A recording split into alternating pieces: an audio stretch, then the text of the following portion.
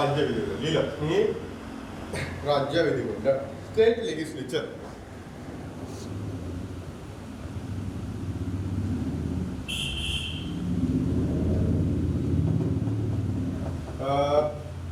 हे शिकवायला मी थोडं हिस्ट्रीमध्ये जाऊ का, हिस्ट्रीमध्ये जाऊ का, की डायरेक्टली इथूनच शिकू आपण? हिस्ट्रीमध्ये जायचं आहे की डायरेक्ट इथून शिकवायचं?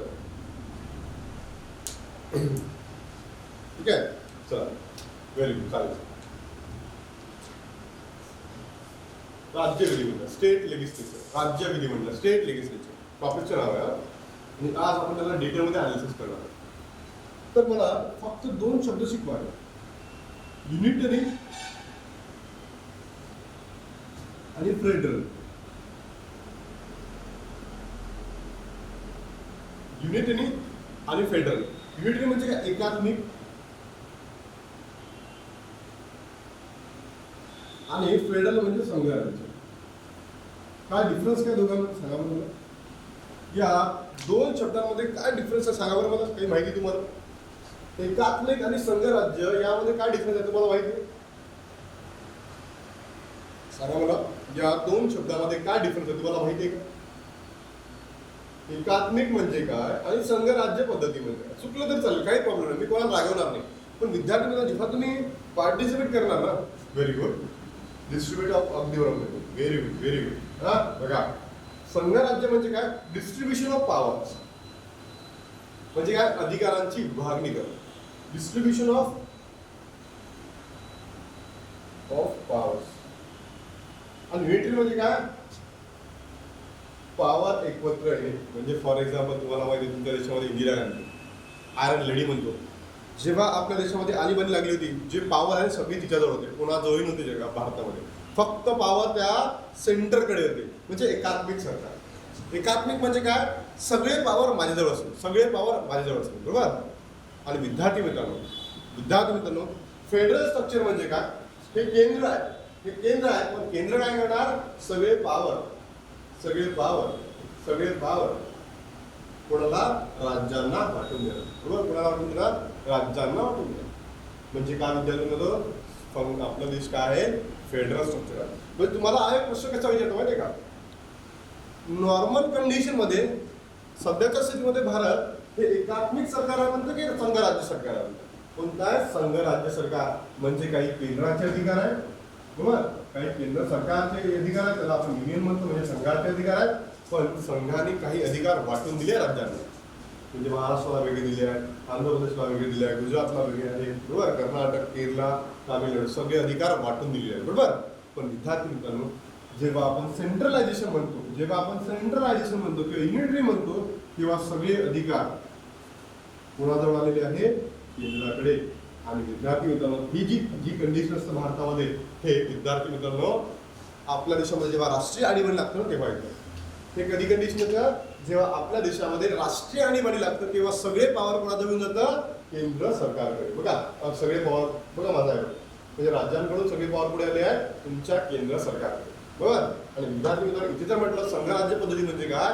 की जी डिस्ट्रीब्युशन ऑफ पॉवर्स, म्हणजे कोणाला दिले? हे पॉवर राज्यांना दिले, काही पॉवर्स केंद्र सरकारला आहे, असं डिस्ट्रीब्युशन होतं. ठीक आहे. मग आता मी तुम्हाला इथे 2-3 शब्द शिकवतो जबरदस्त. हे जर 3 शब्द समजले तुम्हाला, तर तुम्हाला समजून विद्यार्थी मित्रांनो की फेडरल स्ट्रक्चर म्हणजे काय.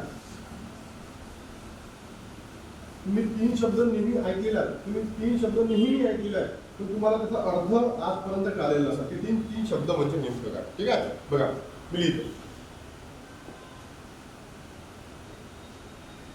पहिला डिलिगेशन, त्याला म्हणतो हस्तांतरण करणं.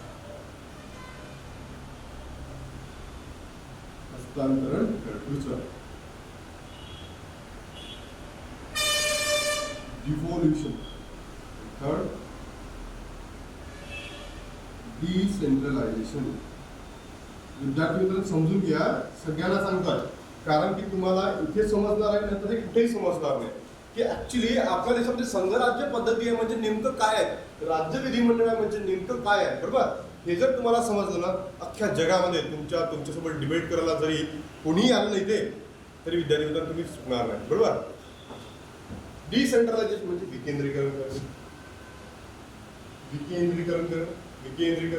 बरोबर. मी 3-4 वर्ड लिहितो.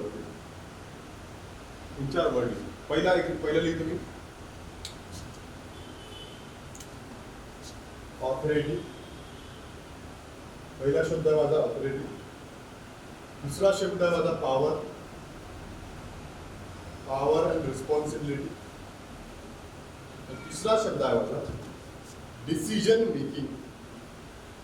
Decision making. तिसरा शब्द आहे माझा डिसिजन मेकिंग. बघा काही लोकांना असेल की थोडा वेगळं वाटत असेल. बघा तुम्हाला मी काय शिकतोय, राज्य विधिमंडळ शिकतोय बरोबर. की राज्य विधिमंडळ नेमकं काय आहे तुमच्या देशामध्ये, राज्य विधिमंडळ नेमकं काय म्हणतं तुमच्या देशामध्ये बरोबर. आपल्या देशामध्ये दोन प्रकारचे सरकार असतात, युनिटरी फॉर्म ऑफ गव्हर्नमेंट आणि संघराज्य पद्धती बरोबर. युनिटरी म्हटलं की सगळे पॉवर एकत्र असणे म्हणजे एका ठिकाणी असणे म्हणजे आपण युनिटरी फॉर्म ऑफ गव्हर्नमेंट. आणि ते ॲबनॉर्मल कंडिशनमध्ये नॉर्मल कंडिशनमध्ये फेडरल स्ट्रक्चर असतं. फेडरल स्ट्रक्चर म्हणजे नेमकं काय, फेडरल स्ट्रक्चर म्हणजे नेमकं काय, जे 7वं परिशिष्ट आहे त्याच्यामध्ये नेमकं काय लिहिलेलं आहे. तर आपल्याला हे शब्द शिकणं अत्यंत गरजेचं आहे. हे जर तुम्हाला कळालं तर मी सांगतो तुम्हाला तुमचा हात कोणीही पकडू शकणार. पहिला शब्द आहे डिलिगेशन. दुसरा शब्द आहे डिव्हॉल्युशन. तिसरा शब्द आहे विकेंद्रीकरण. इकडे लिहिलं मी ऑथॉरिटी, पॉवर अँड रिस्पॉन्सिबिलिटी आणि नंतरचा शब्द लिहिला मी डीएम म्हणजे डिसिजन मेकिंग. डीएम म्हणजे डिसिजन मेकिंग. तुम्हाला एक एक्झाम्पल देतो. तुम्हाला लहान बहीण भाऊ आहे का? आहे का लहान बहीण भाऊ? सगळ्यांना विचारतो मी, आहे का लहान बहीण भाऊ आहे का तुम्हाला? असेल नसेल तर मुद्दा वेगळा. असं मी माझाच एक्झाम्पल घेतो. बरं आता कोरोना आहे आणि थोडी पार्टी करायची, घरी सुट्टी आहे, थोडी पार्टी करायची. आता मला लहान बहीण आहे किंवा भाऊ आहे. मी लहान भावाला किती 10 रुपये दिले. किती रुपये दिले? 10 किंवा 20 रुपये दिले. आणि त्याला सांगितलं तू मार्केटमध्ये जा आणि एक कोकची बॉटल घेऊन ये. एक कोकची बॉटल घेऊन. मी त्याला किती रुपये दिले? 20 रुपये दिले. आणि फक्त त्याला एवढं सांगितलं तू कोकची बॉटल घेऊन ये, तू दुसरं काही करू नको. फक्त त्याला मी सांगितलं एक आदेश दिला. काय दिला आदेश? की भाऊ हे 20 रुपये घे आणि एक कोकची बॉटल घेऊन ये. बाकी तुला काहीही करायचं नाही. हे माझं पहिलं एक्झाम्पल. दुसरं एक्झाम्पल, मी त्याला 20 रुपये दिले. 20 रुपये दिले, त्याला सांगितलं 10ची कोकची बॉटल घेऊन ये. 10ची कोकची बॉटल घेऊन ये. आणि जर तुला 10 रुपये उरले आहेत, त्या 10 रुपयामध्ये तुला जे काही करायचं आहे, चॉकलेट आणायचं, हे आणायचं, ते आणायचं, तू घेऊन ये. म्हणजे 10ची कोक आणि 10चे चॉकलेट.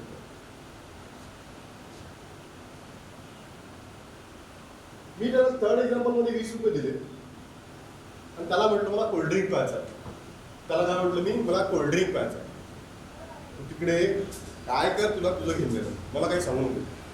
तुला तिकडे काय करायचं आहे तू तुझे बघ. मला काय प्यायचं आहे? कोल्ड्रिंक प्यायचं आहे. तू मिरिंडा आण, थम्सअप आण, फंटा आण, कोक आण, पेप्सी आण, काही आण, मला काही घेऊन दे नाही. बरोबर. मला तिसरे एक्झाम्पल बरोबर. म्हणजे मला असं म्हणता येईल विद्यार्थी मित्रांनो की तिसरं जे एक्झाम्पल आहे मी त्याला डिसिजन मेकिंगची पॉवर दिली आहे. की तुझ्या हिशोबाने तू काहीतरी घेऊन ये. तुझ्या हिशोबाने तू काहीतरी घेऊन ये. तुझ्या हिशोबाने म्हणजे तुला जे पटतं किंवा तुला जे वाटतं ते तू घेऊन ये. बरोबर. पहिल्या एक्झाम्पलमध्ये काय मी त्याला डिसिजन मेकिंगचा अधिकार दिला नव्हता. फक्त त्याला काय दिलं की ऑथॉरिटी प्रदान केली होती. भाऊ हे पैसे घे आणि या गोष्टी मार्केटमधून घेऊन ये. दुसऱ्या एक्झाम्पलमध्ये मी त्याला काय दिलं? ऑथॉरिटी दिली आणि सोबत पॉवर अँड रिस्पॉन्सिबिलिटी सुद्धा दिली 10 रुपयाची. की भाऊ काहीतरी आहे जे तुम्हाला वाटलं आहे ते तू घेऊन ये. चॉकलेट आहे, चॉकलेट कॅडबरीचं आहे, ते घेऊन ये. किंवा इथून माझी गाडी घेऊन जा. बरोबर. पार्टीवरून तुम्हाला लक्षात आलं असेल. मग आता जर मी म्हटलं डिसिजन मेकिंग जो अधिकार आहे तो मी तिसरं एक्झाम्पल एक टाकू का विकेंद्रीकरणामध्ये? तिसरं एक्झाम्पल मी टाकू का की जेव्हा तुम्हाला एखाद्या राज्याला, एखाद्या लोकल सेल्फ गव्हर्नमेंटला विकेंद्रीकरण दिलं जातं किंवा विकेंद्रीकरण केलं जातं म्हणजे तेव्हा काय असतं, त्याला ऑथॉरिटी पण दिली जातं, त्याला पॉवर अँड रिस्पॉन्सिबिलिटी सुद्धा दिली जातात, त्याला डिसिजन मेकिंग सुद्धा दिली जातं. म्हणजे काय, जे माझं तिसरं एक्झाम्पल आहे 20 रुपयाचं की भाऊ मी तुला 20 रुपये दिले, तू पेप्सी आण, तू मिरिंडा आण, तू थम्सअप आण, की काही घेऊ, मला काही करायचं नाही. फक्त माझं अल्टिमेट गोल काय, माझी डेव्हलपमेंट झाला पाहिजे. म्हणजे अल्टिमेट गोल काय, मला कोल्ड्रिंक प्यायचं, तू काही घेऊ दे. म्हणजे डिसेंट्रलायझेशन म्हणजे विद्यार्थी काय की ऑथॉरिटी पण प्रदान करणे, पॉवर अँड रिस्पॉन्सिबिलिटी सुद्धा देणे आणि डिसिजन मेकिंग सुद्धा देणे. मी तुम्हाला एक एक्झाम्पल देतो, हे तर समजलं असेल, काही लोक थोडं टफ गेलं असेल.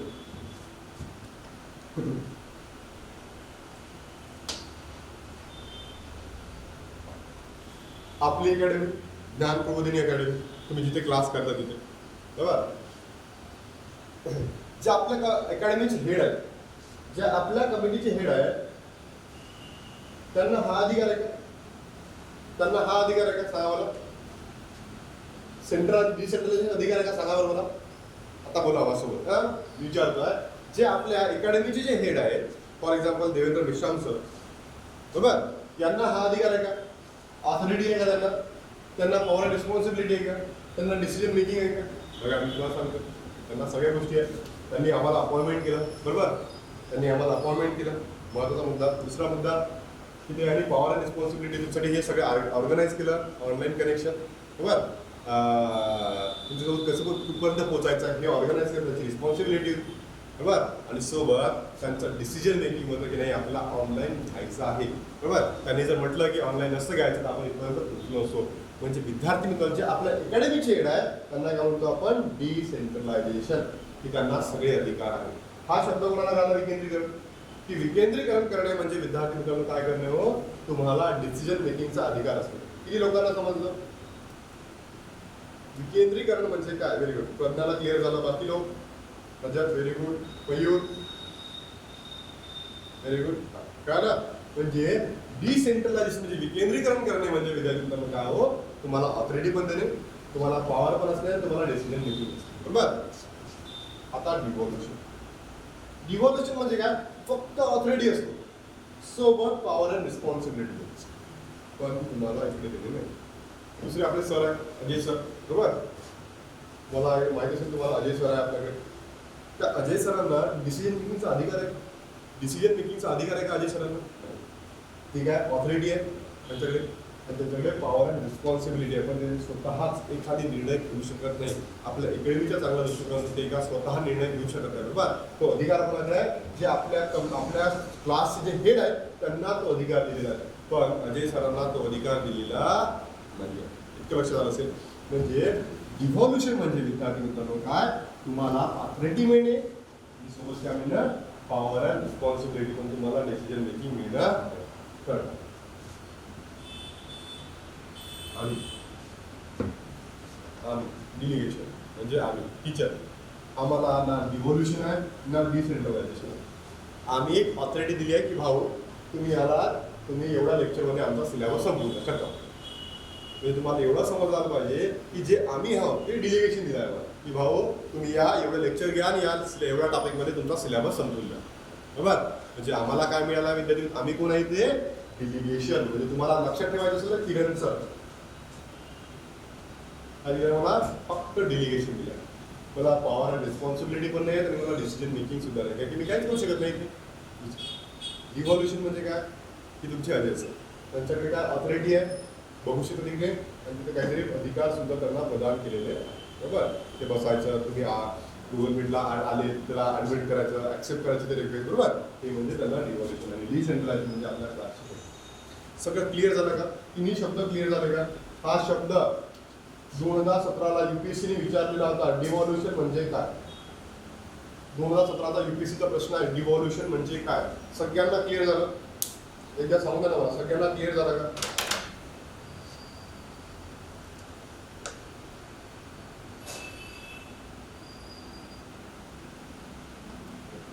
तिन्ही शब्द क्लिअर झाले का रे?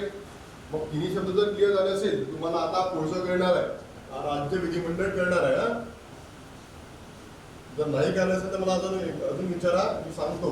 जर तिन्ही शब्द जर नाही झाले असेल तुम्हाला राज्य विधिमंडळ तितक्या परफेक्टली समजणार नाही. सगळ्यांना क्लिअर झालं? सगळ्यांना क्लिअर झालं पाहिजे. असं वाटतं की का आपण काही शिकून आलं? वाटतंय का नवीन नवीन काही माहिती पडते आपल्याला?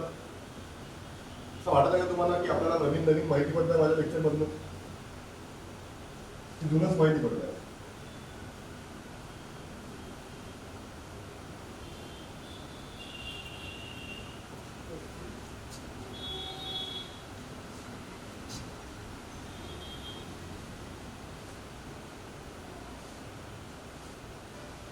असंच डीप पाहिजे. Very good. चालेल, असंच डीप पाहिजे. ठीक आहे, व्हेरी व्हेरी गुड. चालेल, नवीन नवीन ना. Very good. चालेल. इथपर्यंत घ्याल तुम्हाला डिव्हॉल्युशन प्रमाणे. आणि मग याच्यावर आपण डिफाईन करतो 7 स्केड्यूल. काय डिफाईन करतो आपण 7 स्टेट. आणि सातव्या तुम्हाला माहिती आहे सातव्या परिशिष्टमध्ये दिली आहे division of power. Division of power federal structure, याला सुद्धा आपण फेडरल स्ट्रक्चर सुद्धा म्हणू शकतो, म्हणजे संघराज्य पद्धत. त्यालाच आपण डिव्हिजन ऑफ पॉवर पण सुद्धा म्हणू शकतो, यालाच आपण डिसेंट्रलायझेशन सुद्धा म्हणू शकतो. राज्यसूची, केंद्रसूची आणि समवर्ती. बरोबर, आपण सगळं स्टेट गव्हर्नमेंट आहे. पण आपल्या देशामध्ये स्टेट आहे, स्टेटचे सब्जेक्ट आहेत. मग या स्टेटवर कायदा बनवणारा कोणतरी पाहिजे, या स्टेटवर कायदा बनवणारा कोणतरी पाहिजे, या स्टेटमध्ये त्या कायद्याची अंमलबजावणी करणारा कोणतरी पाहिजे. बरोबर की नाही. आपली संघराज्य पद्धती आपण स्वीकारलेली, जरी आपल्या आर्टिकलमध्ये 1 मध्ये राज्यांचा संघ नमूद केलेला आहे, पण आपल्या देशात जेव्हा आपण अंमलबजावणी करतो किंवा आपल्या देशाचा जो स्वभाव बघतो ना तो संघराज्य पद्धतीचा. बरोबर, म्हणून विद्यार्थी करतो आपल्याला राज्याची गरज पडली संघराज्य पद्धती. बरोबर, आणि आपण विद्यार्थी काय केलं, राज्य निर्माण. आता राज्य निर्माण केलं तर राज्यांमध्ये आपल्याला कायदेमंडळ बनवावं लागेल की राज्यांमध्ये आपल्याला कायदेमंडळ बनावं लागेल की आपल्या देशामध्ये काय फेडरल स्ट्रक्चर आहे, डिव्हिजन ऑफ पॉवर आहे, 7वं परिशिष्ट आहे. म्हणून विद्यार्थी मित्रांनो आपल्या देशामध्ये आपल्याला राज्य अस्तित्वात आणणं खूप इम्पॉर्टंट होतं. मग तुम्ही म्हणाल सर पहिले होते का? अरे हो, पहिले पण होते, बिफोर इंडिपेंडंट पण होते, पण तेव्हा आपण त्यांना काय म्हणायचो, प्रांत म्हणायचो. तेव्हा आपण काय म्हणतो, प्रांत, प्रोव्हिन्सेस म्हणायचो. बरोबर, पण विद्यार्थी मित्रांनो याचं जे म्हणतो आपण ऍक्च्युअल कधी झालं, स्टेटमध्ये रूपांतर कधी झालं, स्टेटमध्ये रूपांतर झालं विद्यार्थी मित्रांनो कधी झालं, 7th अमेंडमेंट, 7वी घटनाची 1956. 7वी घटनाची 1956. बरोबर, विचार करा, स्टेट लेजिस्लेचर 1956. आता हे इथे यायचं तर मला थोडं तुला अजून पुढे पहिले जावं लागेल. बरोबर, मला काय लागेल, पहिला part union and it's territory, संघ आणि त्याचे क्षेत्र. शिकले का तुम्ही, सांगा बरं, संघ आणि त्याचे क्षेत्र शिकले का? आर्टिकल नंबर 1, 2, 3 आणि 4 शिकलेत का? Yes, very good. Article number 1 मध्ये काय सांगा बरं मला. India that is Bharat. India that is Bharat.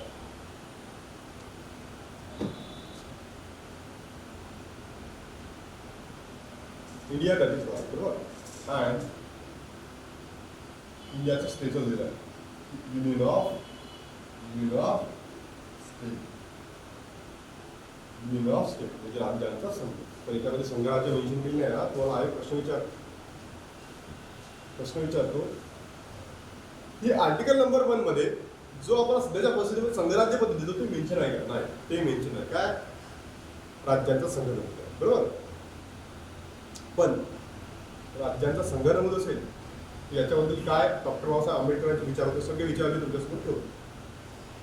India that is राज्यांचा संघ. मग हे जर आपल्याला शिकायचं असेल ना, आपल्याला अजून पुढे पुन्हा जावं लागेल. म्हणजे तुम्हाला 7वी अमेंडमेंट शिकायची असेल, तुम्हाला हा चॅप्टर माहिती असायला पाहिजे, हे माहिती असायला पाहिजे. तुम्हाला माउंट बॅटन पण जावं लागेल. माउंट बॅटन म्हणजे विद्यार्थी मित्रांनो सगळ्या गोष्टी एकमेकांशी लिंक आहे. सगळ्या गोष्टी एकमेकांशी लिंक आहे. तुम्हाला सर कसं, अरे मला संघाचं क्षेत्र शिकायचं असेल, मला भारतात राज्य विधिमंडळ शिकायचं असेल तर तुम्हाला संघ आणि राज्य क्षेत्र शिकवणं अत्यंत गरजेचं आहे. तुम्हाला हे शिकायचं असेल, तुम्हाला माउंट बॅटन प्लॅन माहिती असणं अत्यंत गरजेचं आहे. तुम्हाला माहिती असेल, मी होप करतो की तुम्हाला हे सगळं माहिती असेल. या 2 गोष्टी तुम्हाला माहिती असेल असं मला वाटतं की सरांनी तुम्हाला शिकवलं असेल. मला राज्य विधिमंडळ शिकायचं असेल, मला 7वी अमेंडमेंट शिकायची असेल तर मला संघ आणि क्षेत्र माहिती असणं अत्यंत गरजेचं आहे. मला हे शिकायचं असेल तर मला माउंट बॅटन प्लॅन माहिती असणं आवश्यक आहे. हे माहिती आहे का तुम्हाला सगळ्यांना सांगावं माहित आहे का?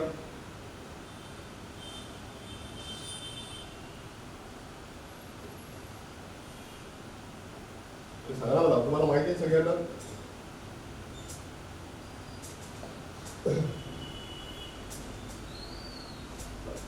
व्हेरी गुड, चालेल, माहिती आहे ना? व्हेरी गुड, चालेल, व्हेरी गुड. आता 7वी अमेंडमेंट. या 7व्या अमेंडमेंटमध्ये काय केलं आपण विद्यार्थी, भारताची विभागणी केली. भारताची विभागणी किती भागामध्ये? 2 भागामध्ये. एका भागावर टाकले आपण स्टेट आणि दुसऱ्या भागामध्ये टाकले आपण युनियन. एका भागावर टाकले आपण स्टेट आणि दुसऱ्या भागामध्ये काय टाकले आपण केंद्र. मग स्टेट किती होते, राज्य किती सांगावं ना तेव्हा. 7व्या अमेंडमेंटमध्ये राज्य किती होते तुमच्या भारत देशामध्ये सांगावं, किती बनवले आणि किती केंद्रशासित प्रदेश बनवले सांगा मला. सांगा लवकर लवकर सांगा ना. तो शिकायचं आहे, खूप सारं शिकायचं आहे, खूप नवीन नवीन सांगणार आहे मी तुम्हाला की या 7व्या घटना दुरुस्तीमध्ये भारताची विभागणी 2 भागामध्ये झाली. राज्य बनवले आपण आणि युटी बनवली. किती राज्य होते सांगा मला, नाही माहिती. राज्य होते 14, अगदी बरोबर 14. आणि स्टेट किती होते 6. स्टेट किती होते 6. पण स्टेट म्हणतो आपण युटी. केंद्रशासित प्रदेश किती होते 6. व्हेरी गुड मुला, very good Mamta, very good आणि मोनाली, व्हेरी गुड. 6 ती युटी आणि 14 होती केंद्रशासित. बरं, 15 झालं. तुम्ही विचार करा, राज्य संकल्पना आली हां, या राज्यांना आपल्याला अधिकार द्यायला पाहिजे. आपल्याला अधिकार द्यायला पाहिजे बरोबर. त्यांना अधिकार द्यायला पाहिजे. आपण कसं आहे काय कसे अधिकार असतील बरोबर. डिसेंट्रलायझेशन करायला पाहिजे, संघराज्य पद्धती निर्माण करायला पाहिजे बरोबर. बरोबर की नाही. आणि म्हणून आपल्या देशामध्ये तुम्हाला विचारलं ॲक्च्युअल राज्यांची किंवा राज्य विधिमंडळाची संकल्पना कधीपासून आली तर आपण असं म्हणू शकतो 7व्या अमेंडमेंटपासून. पहिले सुद्धा होती, असं नाही म्हणणार की पहिले नव्हती, पहिले सुद्धा होती. पहिले आपल्याकडे प्रोव्हिन्सेस होते. पण आपल्या देशाने आपल्या देशाच्या पद्धतीने जो आपण कायदा म्हणतो तो कायदा कोणता आपला 7th अमेंडमेंट. याच्यापर्यंत आपल्या देशाची फाळणी ह्या ब्रिटिशांच्या जे डिव्हिजन करून दिली की ABCD या भागांवर होती. ABCD ब्रिटिशांनी जे करून दिली होती भारताची डिव्हिजन ABCD तशी होती बरोबर. पण विद्यार्थी मित्रांनो जे आपण आपल्या देशाच्या म्हणण्यानुसार किंवा आपल्या देशाच्या लोकांनुसार आपण फाळणी केलेली आहे 7वी अमेंडमेंट. स्टेट आणि युटी किती होते 14 आणि बरं झालं. आपला संघराज्य बनला पहिले सुद्धा. पण आता आपण याला राज्यांमध्ये पुन्हा मध्ये आपल्या पद्धतीने भारताची विभागणी केली बरोबर.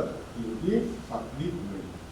आणि तुम्ही तुम्हाला डॉक्टर बाबासाहेब आंबेडकरांचं जे संघराज्य आहे ना त्याचीच कन्सेप्ट शिकवतो काय.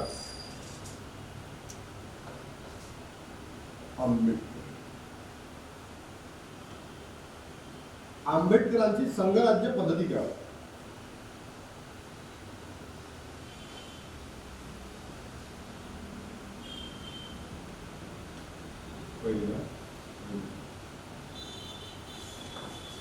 डॉक्टर बाबासाहेब आंबेडकरांची संघराज्य पद्धती होते 2 पॉईंट आहेत महत्वाचे. एक की भारतामध्ये जे राज्य आहेत ना, भारतामध्ये जे राज्य आहेत ते कोणत्याही करारानुसार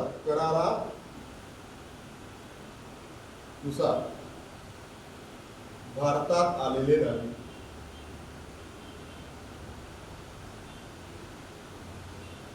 भारतात आलेले मला प्रश्न विचारतात की आंबेडकरांची संघराज्य पद्धती म्हणजे काय बरोबर. काय पहिला की जे भारतामध्ये जे प्रोव्हिन्शियल स्टेट होते फॉर एक्झाम्पल ABCD हे भारतामध्ये कोणत्याही करारानुसार आलेले नाही आहे. कोणत्याही करारानुसार आलेले नाही. पहिला. दुसरा की आता आलेले आहे. अगदी व्हेरी गुड. राज्याचा व्हेरी गुड. राज्य करारानुसार भारतामध्ये समावेश झालेले नाही. म्हणजे विद्यार्थी मित्रांनो आंबेडकरांचं जे पहिले संघराज्य पद्धतीबद्दल तू मला सांगत आहे राज्याचा संघ सांगतोय. तू राज्याचा संघ सांगताय बरोबर. मयूर मी तुला काय सांगतोय संघराज्य पद्धत. आंबेडकरांचे जे संघराज्य फेडरल स्ट्रक्चरमध्ये काय म्हणणं मी तुला ते सांगतोय. राज्य करारानुसार तू भारतात राज्य जे भारताचे राज्य आहे ते करारानुसार भारतामध्ये आलेले नाही. ते स्वतःहून भारतामध्ये आलेले आहे बरोबर. आता आलेले आहेत पण त्यांना सेकंड पॉईंट बाहेर पडण्याचा अधिकार दिलेला नाही. बाहेर पडण्याचा अधिकार म्हणजे या 2 कन्सेप्ट होत्या डॉक्टर बाबासाहेब आंबेडकरांच्या. कशाबद्दल. संघराज्य पद्धतीबद्दल. म्हणजे तुम्हाला डायरेक्ट प्रश्न विचारतात खालीलपैकी डॉक्टर बाबासाहेब आंबेडकरांचे संघराज्य पद्धतीबद्दल विधाने कोण. पहिलं की सगळे राज्य करारानुसार भारतामध्ये आलेले नाही. सगळे राज्य भारतामध्ये करारानुसार आलेले नाही. कशानुसार आलेले आहे. स्वतःहून भारतामध्ये समावेश झाले किंवा समावेश झाले. नंतर आता आलेले आहेत त्यांना बाहेर पडण्याचा अधिकार सुद्धा दिलेला नाहीये, म्हणजे ते आता इंडिपेंडंट. बरं, तुम्हाला एवढं कळलं संघराज्य पद्धती समजली, तुम्हाला डिसेंट्रलायझेशन समजलं. आणि आता आपण जाणार आहोत इथे आपलं राज्य, आपलं जाणार आहे राज्य. इथपर्यंत काय लागाव, एक तुम्हाला एक अनालिसिस आलं का की आता आपण राज्य विधिमंडळ शिकणार आहोत, तर म्हणजे आपल्याला डिस्ट्रीब्युशन ऑफ पॉवर शिकायचं आहे, बरोबर का? तुम्हाला संघराज्य पद्धती शिकायची आहे. म्हणजे काय, तुमच्या भारत देशाचा नकाशा राज्य चेंज करू शकत नाही, त्यांनी स्वतःहून एकत्र आले पण त्यांना स्वतःहून आता बाहेर पडू शकत नाही. किती लोकांना इथपर्यंत समजलंय की थोडी पार्श्वभूमी लक्षात आली की आपण राज्य विधिमंडळ शिकणार आहोत. अगदी बरोबर, व्हेरी गुड. म्हणजे अगदी बरोबर. आर्टिकल 1 मध्ये आपण राज्याचा संघ दिलाय, राज्यांचा संघ दिलाय, बरोबर. हे कधी रे, हे कधी संविधानामध्ये कुठं नमूद केलं आहे, संविधानामध्ये नमूद केलं, बरोबर. पण जेव्हा भारताचं इम्प्लिमेंटेशन होतं, जे ऍक्च्युअल जे भारताचे रिप्रेझेंटेशन आहे, जे भारताचा स्वभाव आहे, तो कसा आहे रे, संघ राज्य पद्धती. संघ राज्य पद्धती म्हणून आपल्या देशाला आपण क्वाझी फेडरल म्हणतो. काय म्हणतो आपण, क्वाझी फेडरल म्हणतो. म्हणजे काय, दोन्हीचं कॉम्बिनेशन आहे, युनिटरी पण आणि दुसरं संघ राज्य पद्धती. आलं का लक्षात? ॲबनॉर्मल कंडिशनमध्ये आपण राज्याचा संघ फॉर्म करतो, बरोबर. पण आपल्या देशामध्ये जो इम्प्लिमेंटेशन आहे संघ राज्य, म्हणजे काय, डिव्हिजन ऑफ पॉवर. केंद्राचे अधिकार वेगळे आहेत, राज्यांचे अधिकार वेगळे आहेत, बरोबर.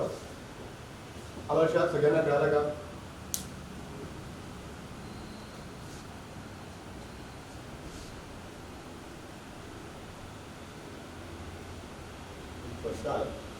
काय डिफिकल्टी काय याच्यात सगळ्यांना? काय डिफिकल्टी काय, मी पुढे जाऊ. कळा, क्लिअर झालं? डिफिकल्टी काहीच नाही ना? वेल, आता आपण जाऊ पुढे.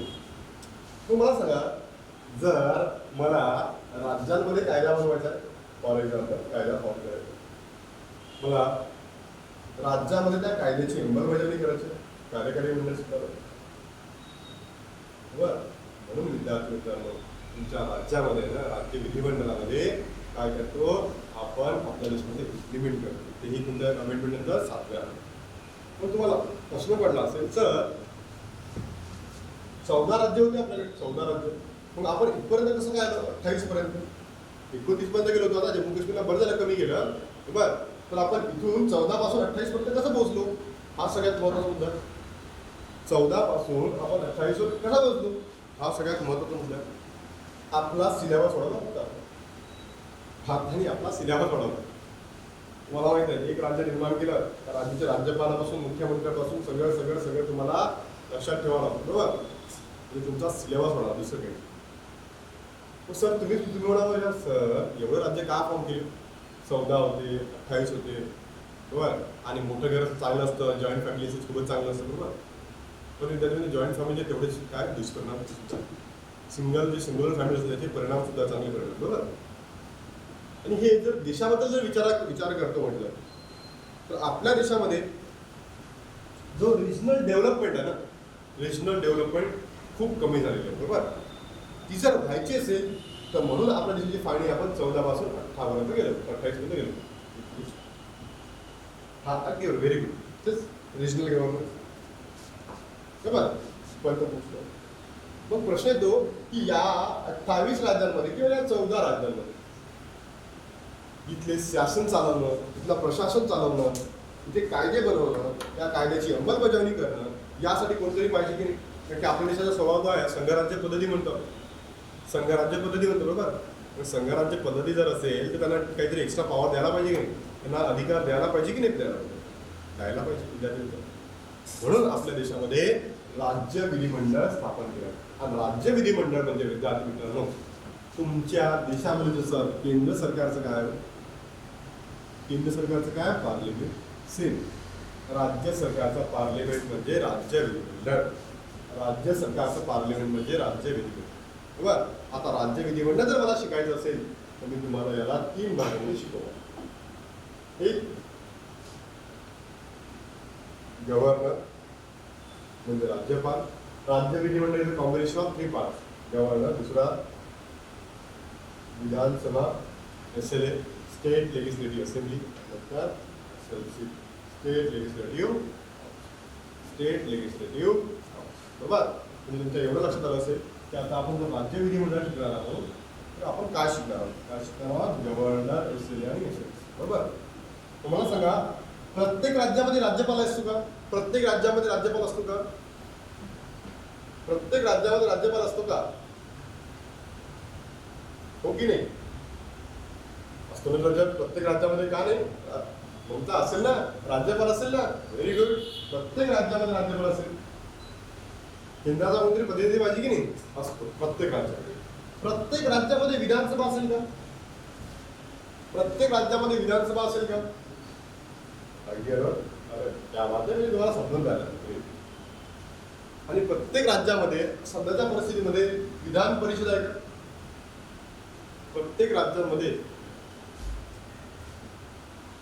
व्हेरी गुड आहे का? अगदी बरोबर. प्रत्येक राज्यामध्ये विधान परिषद. आता राज्यपालांनी सांगितलं सर एकापेक्षा जास्त राज्यांचा राज्यपाल राहू शकतो. एक राज्यपाल एकापेक्षा जास्त राज्यांचा राज्यपाल म्हणू शकतो. माहिती आहे मला, अगदी बरोबर. 7वी अमेंडमेंट. पण ते ॲबनॉर्मल कंडिशन. ते कधी ॲबनॉर्मल कंडिशन बरोबर. 7व्या अमेंडमेंटने आपण अधिकार दिला जर एखाद्या राज्याचा राज्यपाल नसेल तर दुसऱ्या राज्याचा राज्यपाल तो हँडओव्हर करू शकतो. म्हणजे एकापेक्षा जास्त राज्यांचा एकच राज्यपाल होऊ शकतो. ठीक आहे.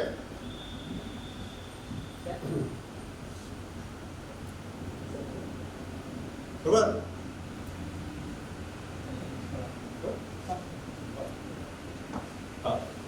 काय एसएलए आणि एसएलसी बरोबर.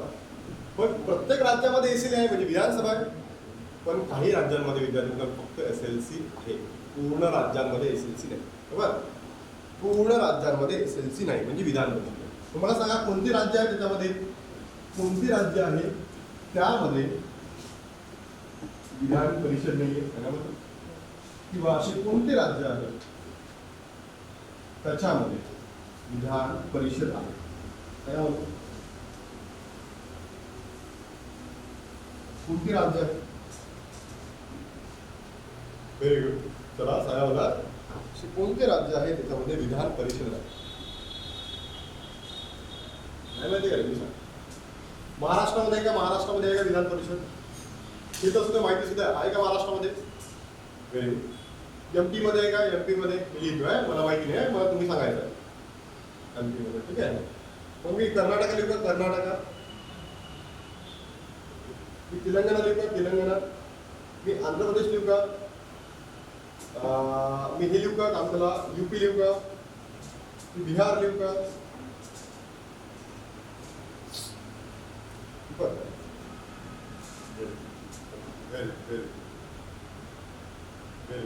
मोनाली एमपी मध्ये नाही ना ग.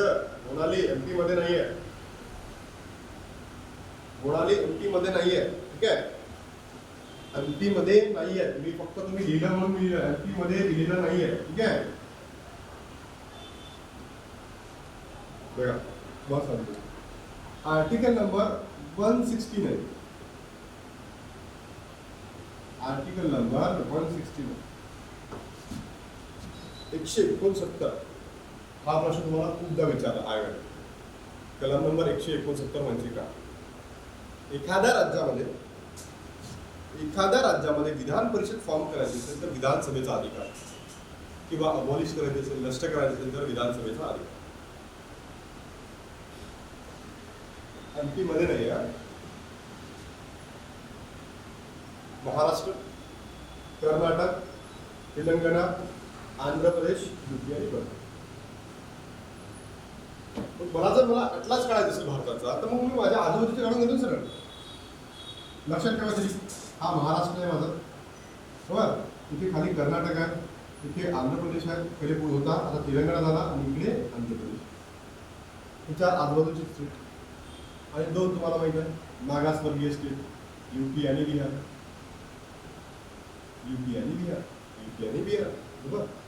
म्हणजे या 6 राज्यांमध्येच काय विधान परिषद. मग तुम्हाला विचारतं रिसेंटली होती का? असं एखादी कोणतं राज्य आहे त्या राज्यामध्ये विधान परिषद होती आणि काउन्सिल आता सध्या ती रिजेक्ट केली किंवा डिझॉल्व्ह केली. कोणतं राज्य सांगा बरं मला, असं कोणतं राज्य आहे की ज्या राज्यामध्ये होती अगदी बरोबर अगदी बरोबर आहे, व्हेरी गुड आहे. जम्मू काश्मीर बरोबर. जम्मू काश्मीरला सुद्धा काय होती विधान परिषद होती, पण काय की आता तिला विसर्जित केलं. तिला काय केलं आता आपण विसर्जित, अगदी बरोबर विसर्जित केलं.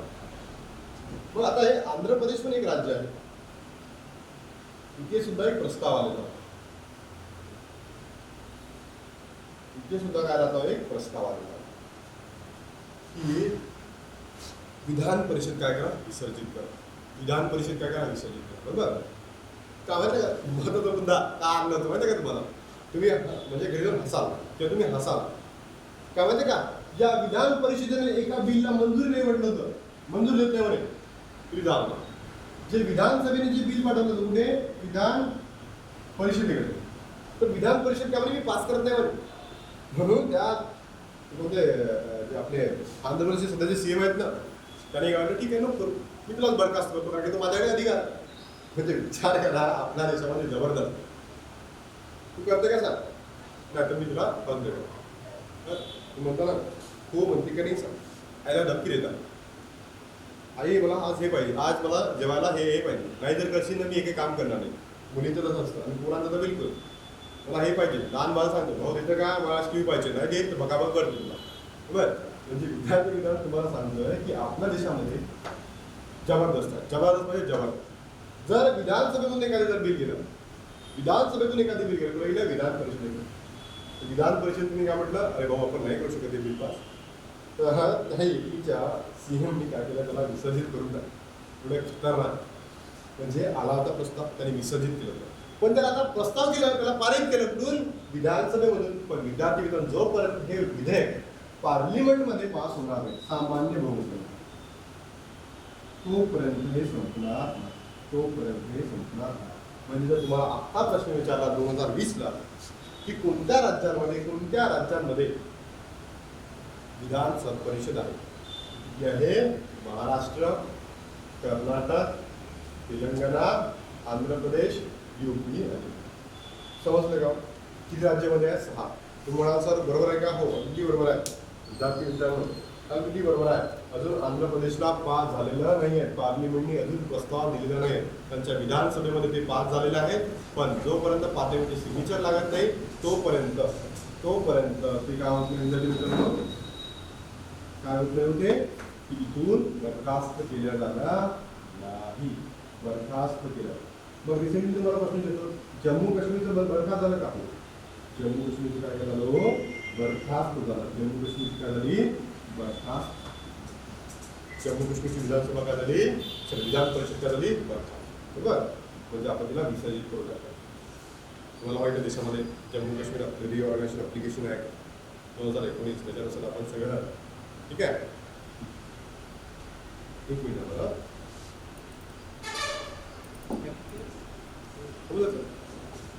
विद्यार्थी मित्रांनो आपण इथे थांबूया आणि आपण 1 वाजता थोडं याच्या पुढे जाऊया, म्हणजे 10-15 मिनिट आपण क्लास एक्स्ट्रा घेऊन घेऊया, म्हणजे आपला जो इथला जो टाईम आहे ना आपण कव्हर अप करून घेऊया. ठीक आहे, चला आपण इथे थांबूया आणि राज्य विधिमंडळ आपण इन डेप्थमध्ये अनालिसिस करणार आहोत 12 वाजता. ठीक आहे, चला सॉरी पुन्हा एकदा मनातून अंतकरणातून मी तुम्हाला दिलगिरी व्यक्त करतो. ठीक आहे, चला बाय बाय.